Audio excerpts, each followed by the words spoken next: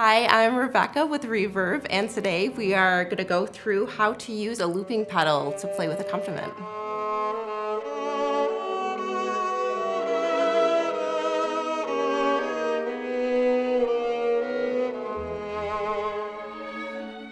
So today I'm going to play part of the Elgar Cello Concerto, which has amazing orchestral accompaniment.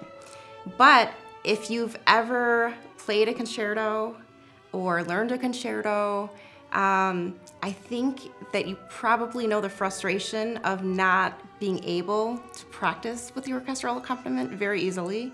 There's places, for example, in this concerto where there's a cadenza and then the conductor would have to cue the orchestra back in.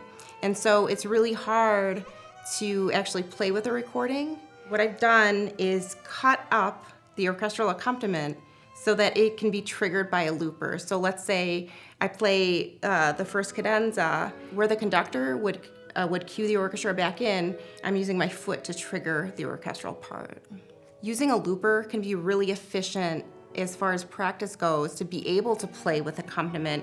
And it's not limited to orchestral music. Playing piano accompaniment, for example, improvising jazz over a piece, you can trigger the piece with the looper and then play over it. So really in any rehearsal setting that you would want to play with something, it can be really beneficial to use a looper to do that.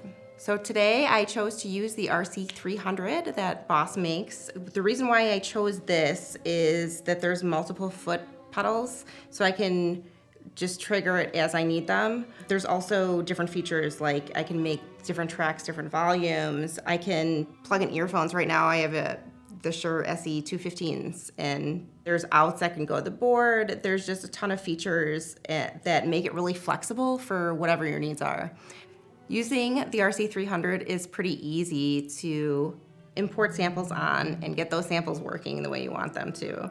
There's a USB that you connect straight to your computer, and then once you do that, software pops up and you import the samples into their folders that they have organized, and then you unplug it and it's all on there. Once it's on there, then you're able to put effects, have different settings, such as you can have it repeat over and over if you want. You can have it set so that it just plays once and stops. It gives you a ton of flexibility once it's in there. Let me show you the beginning loops and how to kind of stomp on them and what this actually means. So that's my first loop, and then that's it. So, and then the cadenza starts. Once the cadenza is over, so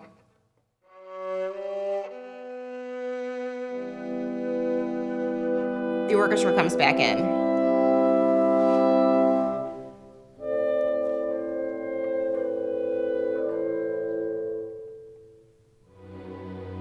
This loop is now ending, and I start the second cadenza.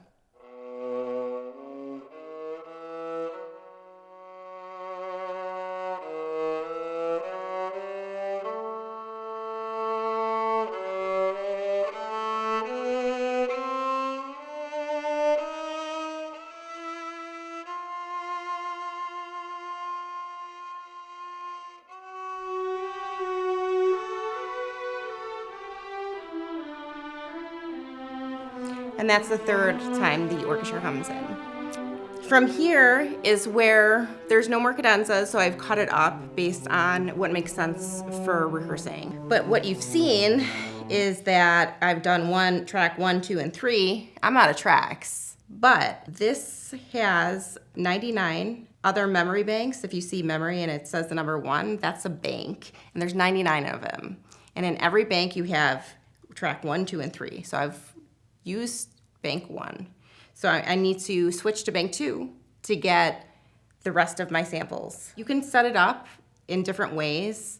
You can have an external foot switch to do this, but I've set it so that the foot switch that says loop effects is the one I need to hit to switch to the next bank.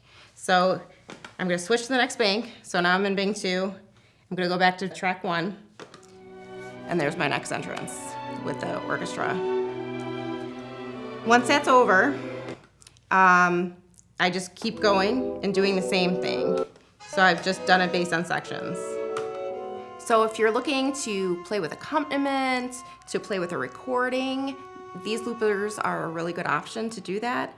In addition, they are loopers so that you can play to your own playing. You can record yourself and then play it right back and play another track and another track. So really, because they serve so many purposes, you get a lot of bang for your buck with these.